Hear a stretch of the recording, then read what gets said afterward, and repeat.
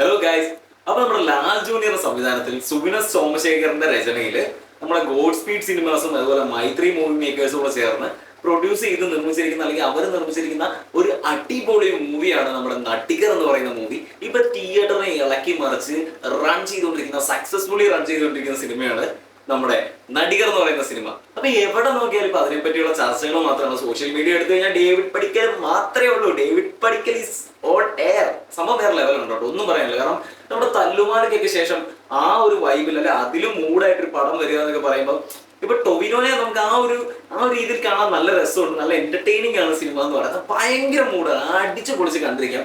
ഒരുപാട് comedy elements ഉണ്ട്, ഒരുപാട് നല്ല നല്ല നല്ല കാര്യങ്ങൾ ഈ സിനിമയിലൂടെ പറഞ്ഞു പോകുന്നത്. അപ്പൊ ഈ ഒരു സ്റ്റോറിയെ നമ്മൾ എടുത്തു നോക്കുകയാണെങ്കിൽ മറ്റൊന്നുമല്ല, സിനിമയ്ക്കുള്ളിലെ സിനിമ. അതാണ് ഈ ചിത്രത്തിലൂടെ പറയാൻ ശ്രമിച്ചിരിക്കുന്നത്. സക്സസ്ഫുള്ളി പറഞ്ഞിട്ടുണ്ട്.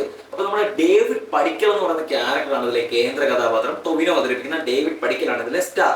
അപ്പൊ ഈ സൂപ്പർ സ്റ്റാർ ആയിട്ടുള്ള ഡേവിഡ് പടിക്കൽ ഒരു ഓർഫൺ ആയിരുന്നു. അതിനുശേഷം അദ്ദേഹം 2-3 super duper block buster industrial hits ഒക്കെ ചെയ്തതിനു ശേഷം സൂപ്പർ സ്റ്റാർ പട്ടത്തിലേക്ക് വരികയാണ്. ശേഷം ഈ സൂപ്പർ സ്റ്റാർ പട്ടം കിട്ടിയതിനു ശേഷം അദ്ദേഹത്തിന് സംഭവിക്കുന്ന മാറ്റങ്ങൾ, അദ്ദേഹം കുറച്ച് ജാടയാവുന്നു. അദ്ദേഹം ഞാനാണ് സൂപ്പർ സ്റ്റാർ, ഞാനാണ് അൾട്ടിമേറ്റ്, അതിനപ്പുറം ഒന്നുമില്ല എന്നുള്ള രീതിയിലേക്ക് ഡേവിഡ് പടിക്കൽ മാറുകയാണ്.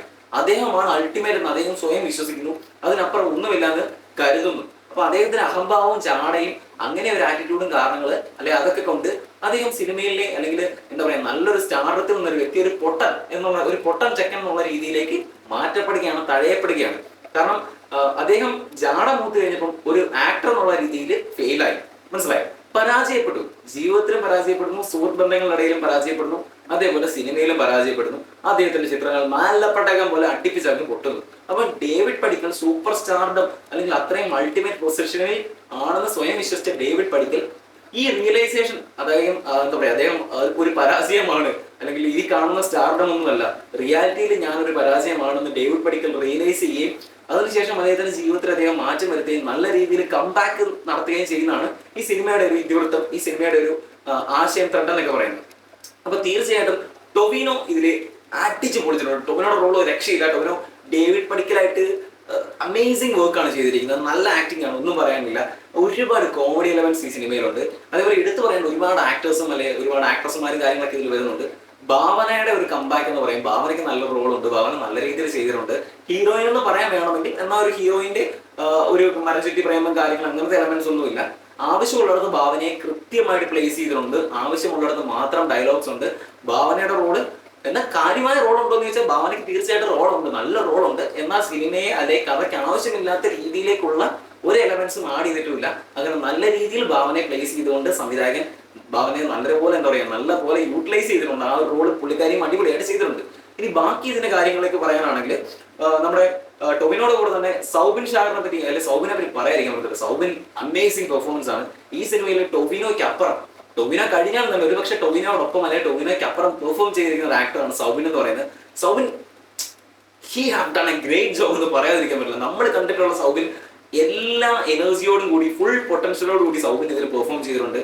സൗബിൻ ഒരു രക്ഷയില്ല, കിട്ടുവാണ്. അതേപോലെ നമ്മുടെ ബാലു വർഗീസിന്റെ കാര്യം പറയുകയാണെങ്കിൽ ബാലുവിന് കിടുക്കൻ റോളാണ്. ടൊവിനോയുടെ കൈയാണ് ബാലു എന്ന് പറയുന്നത്. അപ്പൊ ബാലുവിന്റെ റോളും നല്ല റോളാണ്.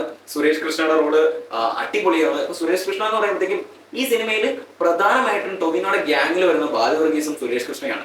ഇവർ രണ്ടുപേരുമാണ് ടൊവിനോയുടെ കൂടെ ഉള്ളവർ. ഒരു ഗ്യാങ് ആണ് അവര്. അപ്പൊ സുരേഷ് കൃഷ്ണയും ബാലു വർഗീസും കൂടെയാണ് ഈ സിനിമയെ മുന്നോട്ട് കൊണ്ടുപോകുന്നത്. ടൊവിനോ ആണ് കീ ഫാക്ടർ എങ്കിലും ഇവരുടെ രണ്ടുപേരും സപ്പോർട്ടിംഗ് റോളിൽ ഉള്ളത് കൊണ്ട് ഇവർ രണ്ടുപേരും കൂടെയാണ് അല്ലെങ്കിൽ ഇവരുടെ കൂടെ കൈകോർത്തിട്ടാണ് ഈ സിനിമ മുന്നോട്ട് പോകുന്നത്. അപ്പൊ സുരേഷ് കൃഷ്ണ നല്ല രീതിയിൽ ഒരു കംബാക്ക് നടത്തിയിട്ടുണ്ട്. നല്ല റോൾ അദ്ദേഹത്തിന് കിട്ടിയിട്ടുണ്ട്. നല്ല ഫണ്ണി ആയിട്ട് ചെയ്തിട്ടുണ്ട്. അതുപോലെ ബാലു വർഗീസിനെ നമ്മുടെ എന്താ പറയാ നമ്മുടെ ആസിഫ് അലിയുടെ പഴയ പടം ഹണീബിയിലൊക്കെ കണ്ടുള്ള ആ ഒരു ബാലു വർഗീസിന്റെ മൂഡില്ലേ, ആ ഒരു മൂടുള്ള ബാലു വർഗീസിനെ നമുക്ക് തിരിച്ചു കിട്ടിയിട്ടുണ്ട്. ബാലു വർഗീസ് നല്ല രീതിയിൽ ചെയ്തിട്ടുണ്ട്. അങ്ങനെ ഓവറോൾ സിനിമ എടുത്തു നോക്കുകയാണെങ്കിൽ അടിപൊളിയാണ്. ഓരോരോ ക്യാരക്ടേഴ്സിനും കൊടുത്തിരിക്കുന്ന ആ ഒരു റോളും അവരുടെ എന്താ പറയാ അവർ എടുത്തിരിക്കുന്ന എഫേർട്ടും കാര്യങ്ങളൊക്കെ നോക്കുമ്പോൾ നമുക്ക് വാവ് ഫാക്ടർ ആയിരിക്കും.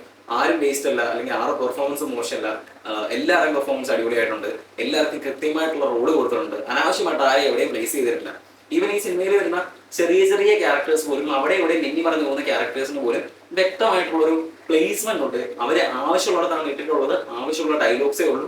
അതൊക്കെ സിനിമയ്ക്ക് ആവശ്യവുമാണ്. അനാവശ്യമായ രീതിയിലുള്ള കാര്യങ്ങൾ പൊതുവെ കുറവായിട്ടുള്ള ഒരു നല്ല മൂവി തന്നെയാണ്. അപ്പൊ ലാൽ ജൂനിയറിന്റെ കാര്യം പറയാനാണെങ്കിൽ അദ്ദേഹം അടിപൊളിയായിട്ട് ഡയറക്റ്റ് ചെയ്തതൊന്നും പറയാതിരിക്കാൻ പറ്റില്ല. കാരണം ഈ ഒരു സിനിമ ഓവറോൾ നോക്കുമ്പോൾ മാത്രമല്ല, സിനിമയ്ക്കുള്ളിലെ സിനിമയാണ് കഥ പറയുന്നത്, മനസ്സിലായോ? അപ്പൊ ഈ സിനിമയ്ക്കുള്ളിലെ സിനിമയുണ്ടല്ലോ, ആ സിനിമ, അതായത് പല പല സിനിമകൾ, ടൊവിനോ അഭിനയിക്കുന്ന പല പല സിനിമകൾ, അതായത് ഡേവിഡ് പടിക്കൽ അഭിനയിക്കുന്ന പല പല സിനിമകൾ ഈ ചിത്രത്തിൽ കാണിക്കുന്നുണ്ട്. പല പല ഷോട്ടും സിനിമയുടെ ഷൂട്ടിങ്സും ഒക്കെ കാണിക്കുന്നുണ്ട്.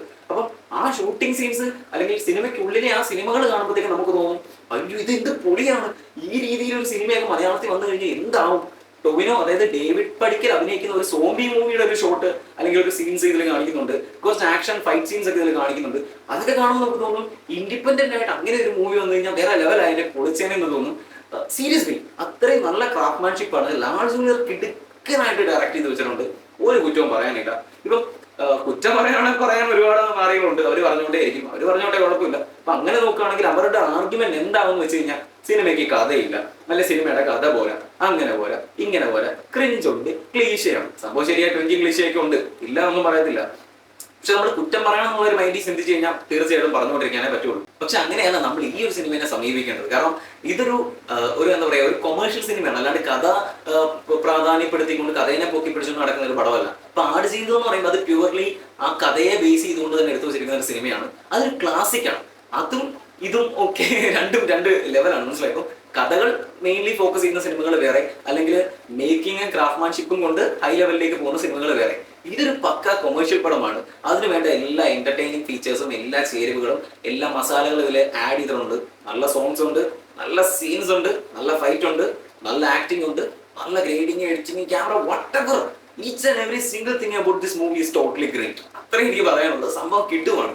ചുമ്മാ നമ്മൾ തിയേറ്ററിൽ പോയിട്ട് തുടക്കം തൊട്ട് അവസാനം വരെ കണ്ടിരുന്ന് പോകാൻ പറ്റുന്ന ഒരു സിനിമ എന്നുള്ള രീതിയിലല്ല. തുടക്കം തൊട്ട് അവസാനം വരെ ചിരിക്കാനും എൻഗേജിങ് ആകാനും അതേപോലെ ഇമോഷണൽ ആവാനും ഒക്കെ ഉള്ള ഒരുപാട് എലമെന്റ്സ്, എന്നാൽ അധികം വൃത്തിയായിട്ടില്ലാത്ത രീതിയിൽ ആവശ്യമുള്ളിടത്ത് കറക്റ്റ് ആയിട്ട് പ്ലേസ് ചെയ്തിരിക്കുന്ന നല്ലൊരു പടം. നല്ല എന്റർടൈൻമെന്റ് ആണ്, നല്ല എന്റർടൈനിങ് ആണ്. ടൊവിനോ നല്ല രീതിയിൽ നമ്മളെ ചിരിപ്പിക്കുന്നുണ്ട്. അതേപോലെ തന്നെ സൗബിനും ബാലു വർഗീസും സുരേഷ് കൃഷ്ണയും നമ്മളെ നല്ലതുപോലെ ചിരിപ്പിക്കുന്നുണ്ട്. പിന്നെ ഒരു ലിപ് ലോക്ക് സീൻ അത് ഇതിലുണ്ട്. അത് വളരെ വിവാദമാകാനും അല്ലെങ്കിൽ വൈറലാകാനും ചർച്ച ചെയ്യപ്പെടാനും സാധ്യതയുള്ള ഒരു ലിപ് ലോക്ക് സീൻ എന്താ പറയുക ഇതിൽ വരുന്നുണ്ട്. അപ്പൊ സ്പോയിലർ അലേർട്ട് ആണ്, എങ്കിൽ പോലും പറയാതിരിക്കാൻ പറ്റില്ല, നല്ലൊരു ലിപ് ലോക്ക് സീൻ അതിൽ വരുന്നുണ്ട്. സംഭവം കളറാണ്.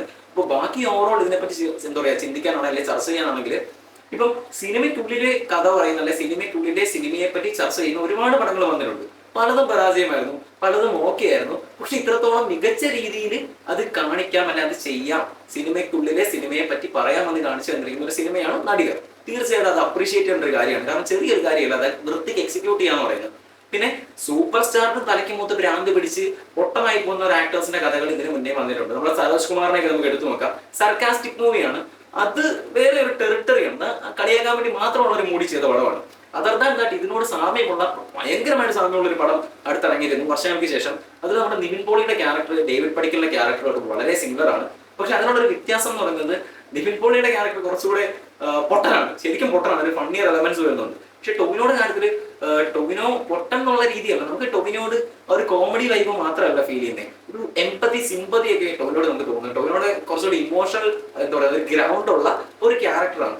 ഓക്കെ, അപ്പോൾ നല്ല രീതിയിൽ ടൊവിനോ ചെയ്തിട്ടുണ്ട്. പിന്നെ ഇതിൽ എനിക്ക് പേഴ്സണലി ഫീൽ ചെയ്ത ഒരേ ഒരു പോരായ്മ എന്ന് പറയുന്നത്, ഡേവിഡ് പടിക്കൽ എന്ന ഓർഫൺ അദ്ദേഹം അനാഥനാക്കപ്പെടുന്ന എപ്പോഴാണെന്നുള്ളതും അദ്ദേഹം പിന്നെ സൂപ്പർ സ്റ്റാർ ആയിട്ടുള്ള കാര്യങ്ങൾ ഇതിൽ കാണിക്കുന്നുണ്ട്. അതായത് അദ്ദേഹത്തിന് ബാല്യവും കാണിക്കുന്നുണ്ട്, എന്താ പറയുക യൗവനവും കാണിക്കുന്നുണ്ട്. പക്ഷെ ഇതിന് ഇൻ ബിറ്റ്വീനുള്ള കൗമാരം ഇവരങ്ങ് സ്കിപ്പ് ചെയ്തു.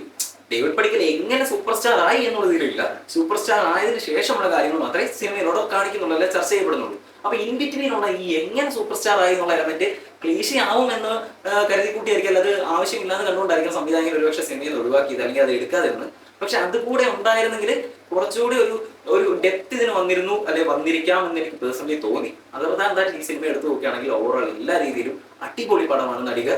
അപ്പൊ ലാൽ ജൂനിയറിന്റെ കിടുക്കൻ ഒരു സംഭവം, മാസ് മസാല പക്ക കോമഡി എന്റർടൈനർ ആണ്. എല്ലാ ചേരുവകളും സ്പൈസിയാണ്, അതേപോലെ ഫണ്ണിയാണ്, ഫൈറ്റുകളുണ്ട്, നല്ല സോങ്സ് ഉണ്ട്, നല്ല പെർഫോമൻസസ് ഉണ്ട്.